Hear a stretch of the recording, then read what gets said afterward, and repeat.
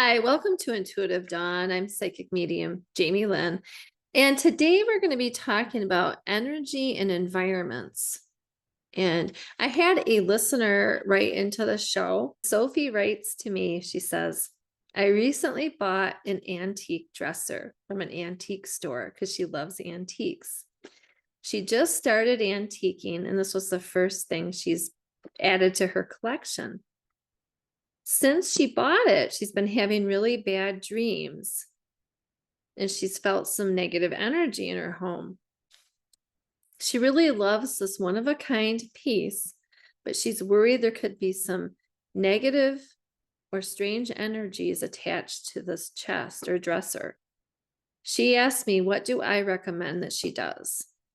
So I recommend, Sophie, and to everybody out there listening that has antiques that are worried about attachments to the antique, I recommend that you sage the antique, or use Palo Santo stick and do some saging right when you put the piece in your home. I would also put crystals on the antique dresser or any antique you buy. Good stones for protection are selenite, black hematite, tiger eye. Those are really good for protection. Amethyst, okay. And essential oils, you could get essential oil diffuser and put frankincense in there and have that burn or diffuse a scent throughout the home, which is nice. Also sounds are good, the solfeggio frequencies, and you can find those here on YouTube. But Denise Linn, in the book Spaceclearing A to Z, she recommends what to do with antiques, and I'm going to read this. She says, antiques are great and they can add depth and beauty into our home, but she says they can also embody disturbing predecessor energy, which can negatively affect the energy within our homes or space or office.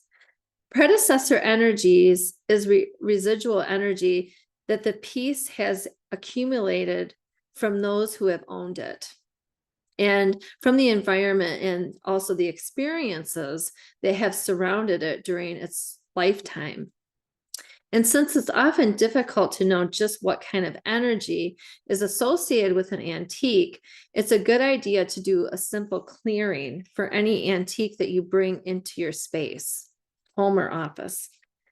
A tuning fork is the best tool to use for wooden antiques, since the penetrating quality of the fork's vibration travels deeply into the grain of the wood.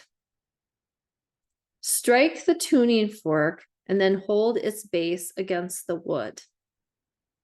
Visualize the sound vibrations, freeing any stagnant energy and releasing it, so that positive energy can flow into the piece of furniture and balance it.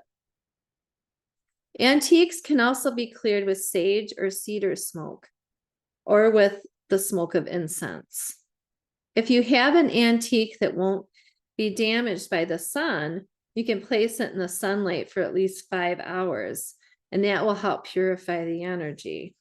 So those are good recommendations. But like I said, I recommend putting, a crystal on there too, like I said, tiger eye, amethyst.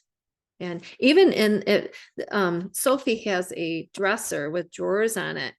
You could also get maybe, I use dryer sheets that are unscented, and you could put some essential oil on there, like lavender or frankincense, and that maybe would help as well. So yeah, we have to be mindful of what we're bringing into our space. And when we do bring something into our space, we need to clear it with the antiques.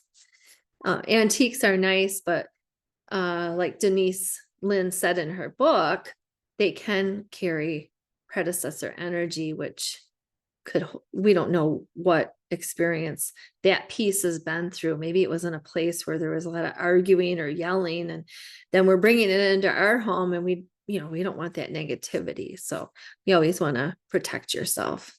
I even recommend putting some fresh cut flowers on the unit or the antique. So that might help as well, brighten the spirits of the piece. I had to read from a book called Change Your Space to Change Your Life by Julie Ann Segal. And she has an interesting story in here about energies and environments. So I'll just read this really quick since we're talking about energy and environments. And she says, after she moved, she realized many couples living on her new street had divorced. There are pockets of energy, even within neighborhoods, that attract similar energy, even if you live in an apartment building. After this experience, she had always investigated many energies and feng shui aspects of a home or neighborhood before renting or purchasing. And she encourages us to do the same. Before moving into a new home or place, try to learn about the situation of the person who is living there now. Why are they leaving? Did they lose their job? Are they ill? Are they moving to do better things? Or are they capitalizing on their success and upgrading their living space? The energy footprint is established, and without intervention, it will likely continue to either positively or negatively affect the next person who moves in. For example, if the seller is moving out because they earned a raise and they are upgrading to a more expensive home, the overall vibration in the home is more likely to be positive. The person moving in is energetically set up to continue living in that energy and can gain similar successes. Keep in mind, it's possible to break a negative cycle and heal the space, but it does take time and effort to do so. If you are not willing to be able to put this to work, I advise avoiding homes that are filled with negative energy. Looking at these previous energy patterns, referred to as predecessor energies, what Denise Linn just talked about. They can be true for anything you desire, whether it is living a more peaceful life, having children, finding a loving partnership, and so on. The more you find out about the current situation of the people selling their home, the more information you will have to guide your decision making. If the energy is already moving in the direction of your dreams, that's a good sign. Energy patterns exist in office and building spaces too. I have noticed situations where the tenants in a particular part of the building kept changing. Each business in that seemingly cursed area kept failing and eventually went out of business. Making feng shui changes within the interior or exterior of the building is great and necessary to break this pattern. If you want your business to grow, look for an office space where the previous occupants moved out because they outgrew the space or they were upgrading and expanding their company. So that is even true, like she said, with the people that live there. Is a person moving because they got a good job and they're upgrading to something better. So it's always important to look at that and investigate things. But let's say something tragic did happen in a space that you're living in or renting. You could always clear that energy, and you could clear it by using essential oils, by using sage, burning sage or spraying sage, and calling in the angels, Archangel Michael, for protection. So I just thought I'd give you that. And then I wanted to, there's another book I wanted to read by Louise Hay. It's called You Can Heal Your Life. And it's just about house cleaning. And that's kind of, the energy and environments, but she has a little snippet on house cleaning in here. I just wanted to read to you. It says, the mental work she does is how she likes to clean a house. She goes through her mental rooms and examines the thoughts and beliefs in them. Some she loves, so she'll polish and shine them and make them even more useful, like the rooms and the things in the rooms. Some she noticed needs replenishment or replacement or repair or replenishment. And so she adds things to that space, fresh cut flowers, crystals, essential oils. But there's also, she says, things in the space that she doesn't need any longer, like old newspapers, old clothing. So maybe that's holding some kind of energy. And if maybe a room doesn't feel very good, look in the room and see what's in there. Is there old newspaper? Is there old files from clients you have that you no longer work with, and get rid of it, and toss it, get rid of that energy. And so that's just something that Louise Hay recommends too, is to kind of go into each space and kind of examine it and to see. Because I mean, I know we just talked about moving into new spaces where people were, but also, we may live with other people too that have energy, and maybe we have kids and then they move out, and maybe clean things out or clean that energy. Not that they're bad, but just move things up a little bit. Or if someone passed away in the home, maybe you're taking care of a sick relative and they passed away and they have old clothes in the closet, donate them to Goodwill, or get that chi flowing.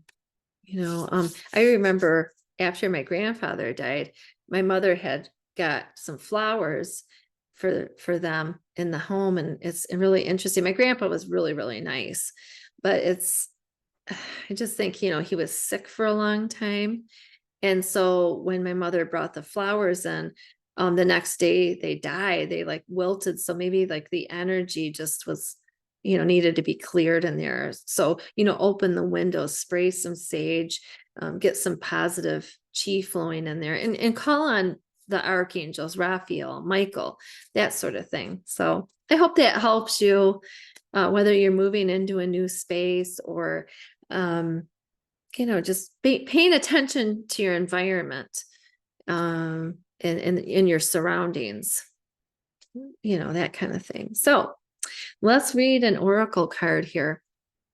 And this oracle card is from the Gateway Oracle Card Deck by Denise Linn. Okay, and this is called Being in the Flow, this card. And it says, I am in the flow of the universe. I love that card. That's so cool. So the card meaning is everything is falling into place because you aren't resisting the drift, the great river of life. Let go of the shore and allow the currents to dictate your direction. You don't need to decide and plan everything yourself. Let things flow effortlessly. The universe wants you to know when you are truly in flow, you don't need to push or exert great effort to make things happen. If there is a situation in your life that isn't falling into place, let it go. It's not the right time. If there aren't smooth currents regarding a specific area of your life, it might mean that you are trying to control, and you're trying to control the outcome, or that you are being overly self-critical. Know that you can flow around any obstacle. The way to do this is with gratitude and appreciation. Allow others in spirit to support and care for you. So remember, I always say, when you let go, energy flows. So here's a question to ask yourself. Is there anything stopping my ability to adapt to the circumstances in my life? If so, how can I move beyond that? What is the most important area of my life to let go of so I can get into the flow more easily? Do I feel the need to stay in control? And does this truly serve me? So think about that. sometimes when we really push for an outcome, we might not get it because we're causing a lot of energy blocks. So, let go, let energy flow, release it. And then if it's meant to be, it'll come to you. If it's not, it means the universe is going to give you something better. Okay, so I'm going to leave you with that. And if you want to write in the comments anything about changing your space or the energy of the space, or if you've ever had any experience with antiques and you had a weird vibration from them, and maybe you cleared the antique, what did you do? Did you put crystals on top of it? Did you put things in the drawers? How do you clear your own space? Are you observant of your surroundings and where you live?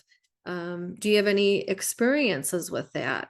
And how do you go with the flow? So, drop a comment, like the video, please, so other people can find it, because we need things like this nowadays, with all the negativity, unfortunately, going on in the world. We need something positive and we need hope. And that's what I'm hoping to bring you with this channel. So I hope you have a wonderful day today, and you can find me on my website, psychicjamie.com. And if you are interested, I also have a podcast called the Electric Spirit Podcast. And it's on all major podcast platforms. So I'm going to leave you with that and have a wonderful day. Thank you.